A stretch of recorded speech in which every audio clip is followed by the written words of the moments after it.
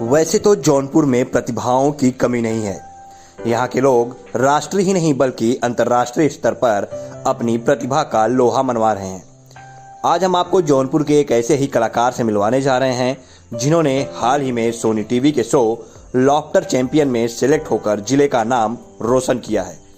जौनपुर के मीरगंज क्षेत्र के एक गांव से शुरू हुई जर्नी कैसे लाफ्टर शो तक पहुंची, कैसा रहा सफर, क्या कुछ शो में रहा मजेदार और आगे जिले का नाम रोशन करने के लिए क्या है तैयारी, सब कुछ सुनिए जौनपुर के लाल उभरते हुए हास्य कवि कॉमेडियन सूरज त्रिपाठी की जुबानी। मेरा नाम सूरज त्रिपाठी है और पेशे से हास्य कवि स्टैंड अप कॉमेडियन हूँ मैं। और जहाँ तक परिचय की बात है तो कहीं ना कहीं जौनपुर उत्तर प्रदेश से निकलकर मुंबई महानगर में आता हूँ मैं, और हमारे परिवार के द्वारा बहुत सपोर्ट द्वारा हम यहाँ आए हुए हैं। और यहाँ पे आने के बाद स्कूलिंग हो या फिर कॉलेजेस हो, हमारी पढ़ाई मुंबई के थाने में हुई है। और धीरे धीरे हम कल्याण फिर व्यवसाय, पिताजी के व्यवसाय के कारण हम यहाँ पे ऐसे होते हैं कि तेरा रंग ऐसा चढ़ गया कि कोई और रंग न चढ़ सका। तो हमारे जौनपुर का रंग ऐसा चढ़ा हमारे ऊपर कि दूसरा कोई रंग न चढ़ सका हमारे ऊपर। तो इसलिए हमारी मिट्टी का जो स्वाद है, मिट्टी का जो रंग है, दुनिया का सबसे बड़ा रंग है। और मुंबई महानगर के रहने के बाद भी हमारे जो एपिसोड में 5 कंटेस्टेंट थे उसमें मुंबई के थे। हालांकि हमें भी पूछा गया था कि आप तो मुंबई से हैं, लेकिन नहीं, इसके बाद भी हमने जौनपुर ही कहा उसमें। तो यह मुंबई में रहते ज़रूर है लेकिन हमारी जो माँ है वो जौनपुर है। जौनपुरियों के लिए देखो, मैंने शो में भी कहा कि हमारे जौनपुर एक मतलब देखा जाए, अगर कोई माइंड ना करे तो मजाक मस्ती में कहता हूँ मैं कि हमारे जौनपुर सबसे मलंग शहर है। और वहाँ के लोग इतने मस्त होते हैं कि जिसको स्टेशन छोड़ने ही जाते हैं कई बार उसके साथ मुंबई चल देते हैं।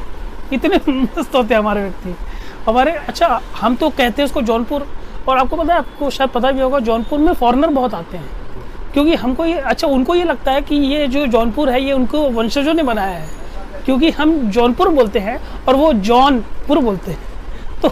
तो जौनपुर का एक अपना स्वाद रहा है।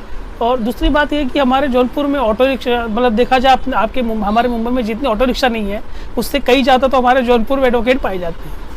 हालांकि हमारे दादाजी भी एडवोकेट है, हालांकि सुनने के बाद हमारे पर ही केस ठोक दे उनका कोई भरोसा नहीं।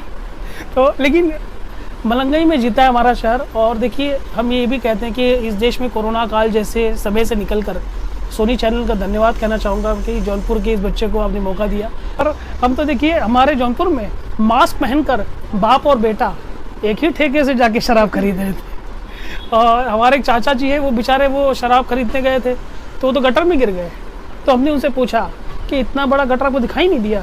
तो हमें कहने लगे, अरे हमें लगा जैसे सोशल डिस्टेंसिंग वाला गोला बनाया हुआ है हमारे। लेकिन देखिए, दुनिया में कभी सोचा था किसी ने कि अल्कोहल लीवर से ज़्यादा हथेलियों को मिलेगा?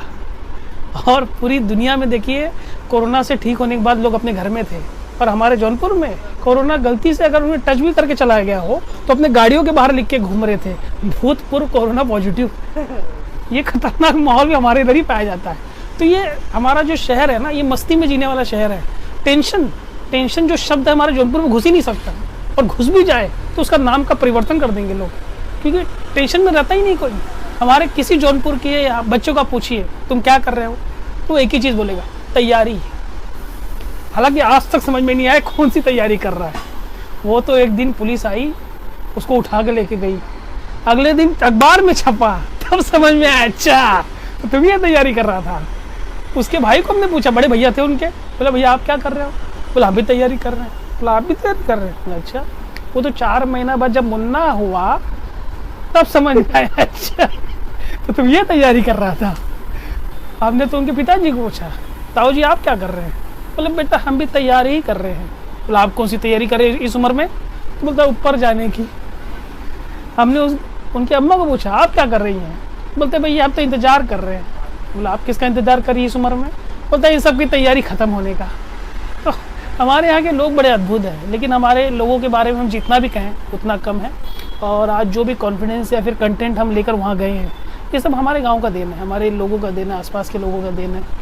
क्योंकि मुंबई महानगर में रहने के बाद भी जब जौनपुर से कोई आता है तो एक अलग ही माहौल होता है हमारे घर में। ऐसा लगता है कि जौनपुर से कोई व्यक्ति नहीं आ रहा है, पूरा का पूरा जौनपुर ही आ गया हो। स्टेशन मतलब जौनपुर छू के जब स्टेशन आपके कल्याण में मुंबई में खड़ी होती है, उसकी खुशबू से पता चल जाता है कि भैया यूपी से गाड़ी आई है।